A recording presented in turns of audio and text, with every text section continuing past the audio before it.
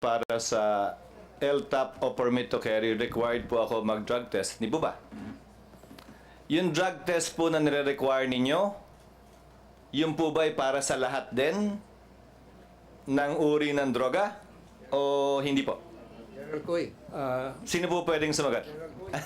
Thank you, Your Honor, and good morning to our honorable senators.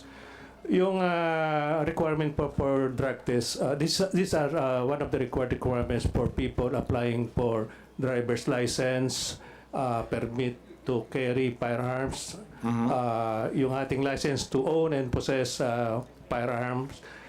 Meron din pong required random testing for secondary and collegiate level student.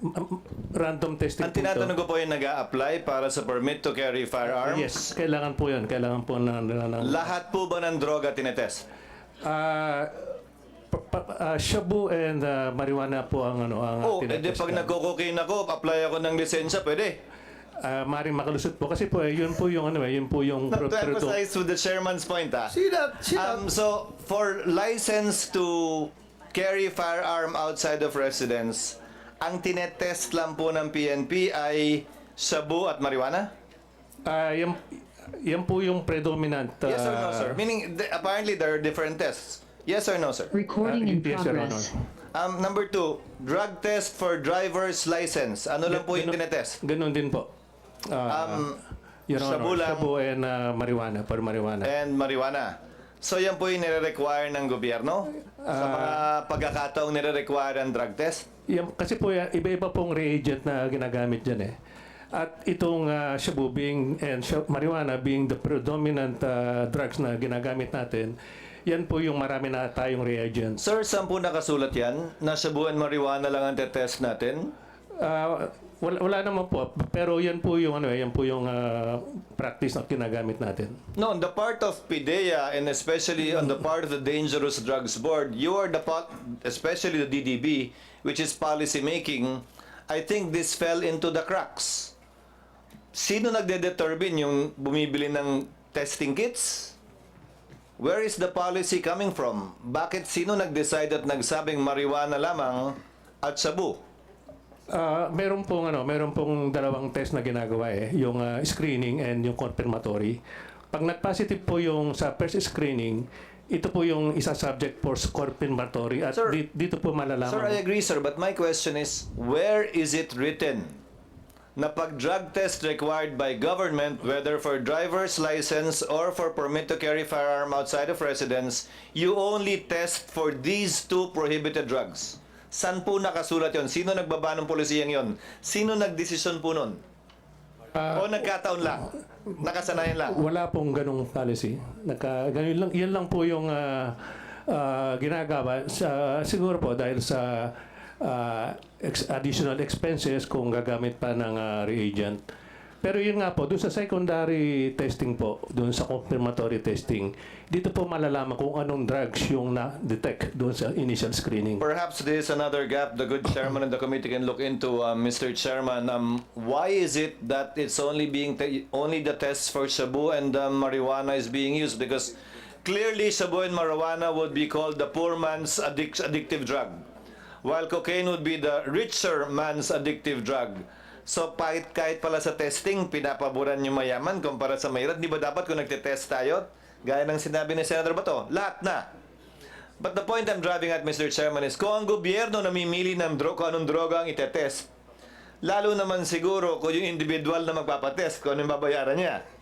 And I remember that time, I think this test was done in November, and issues were being raised with then candidate Bongbong Marcos that these issues were raised to against him.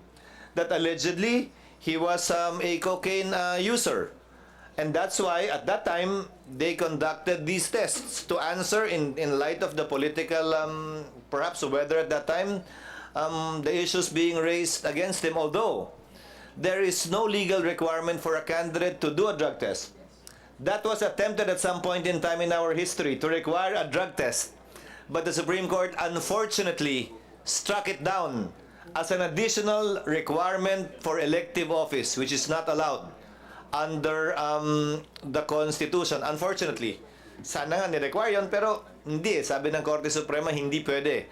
Applying a higher standard, a less stricter standard insofar as running for public office is concerned. So I guess that answers the query of the chairman, and that reveals a loophole too insofar as the drug testing rules of the Philippine National Police, the PDEA, and the DDB is concerned. Thank you, Mr. Chair. Thank you, Senator Chiz.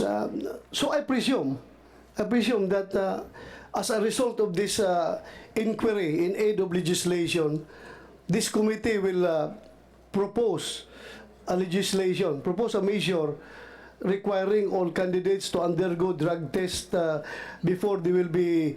I know. It's bawal according to our constitution. So, pag mag-propose tayo, automatically, hindi yan makakalusot because that's unconstitutional. Just to set the record straight, because people are listening to us right now. Sabi ni Bato, kailangan daw ng ang committee niya is in aid of legislation. So we are waiting for legislation na pwede niya ma-come up after this hearing. So kung mag-propose tayo ng ganong legislation requiring candidates to undergo drug test, sigurado, according to Senator Chiz Escudero, that's unconstitutional. So hindi talaga makalusot yan dito. So please, you are listening right now, yan po ang explanation. But nothing prevents the chair and the committee from instructing the DDB from coming up with relevant policy as it is its job under the law. Yes. Insofar as the type of tests to be conducted whenever drug testing is required, as the case may be for the issuance of a driver's license or for the issuance of a permit to carry a firearm outside of residence or any other circumstance the Thank you. executive branch may necessitate. Thank you, Pati Your yung Honor. random drug test, nag-random drug test tayo sa Senado. I'm also curious, Recording in ano ba yung progress. tinetest sa random drug test? Baka naman pili lang din. So again, I urge the DDB, come up with policy guidelines with respect to these things. Required and random drug test. Alam Ano mo mga yung- droga itetest natin? Alam mo yung random drug test, Mr. Chair? Senator Chiz Escudero, lalo na sa PNP, nung panahon na bata pa kami, ang random drug test, mahal yan kasi. Nung panahon, magastos talaga yan. Magpa-drug test ka ng maraming tao. Ang ginagawa ng mga commander namin, pinipili lang yun. Random ko ha. Pero pinipili yung mga mukhang adik na pulis. Ikaw. Mag-drug test ka. Totoo. Just to, para hindi masayang ang resources ng gobyerno, talaga pinipili yung mga nabalitaan na gumagamit na droga na pulis. Ikaw, drug test ka. Random ito Random, purposive sampling pala yun. Hindi pala random sampling. Purposive sampling. Ikaw kasi alam ko gumagamit ka. But going back to St. Luke's, in fairness to St. Luke's, it's very clear here sa drug test report na ginawa nila to Marcos Ferdinand Jr. Romualdez. Nakalagay dito ang pangalan. The result is drug metabolite is cocaine. So it's correct na cocaine talaga. So cocaine yung pinapatest niya. Yes po. Siya Yes mismo po. ang volunteer na cocaine ang ipapatest. So result negative. Further questions? Bakit 2 minutes? Sabi niyo possible. Kayang-kaya 2 minutes. Yes po. Okay. So, that's it. Thank you for your cooperation. Maraming salamat. Hindi ito imposible, Posibleng-posible talaga. Yes po. Thank you. Thank you for that.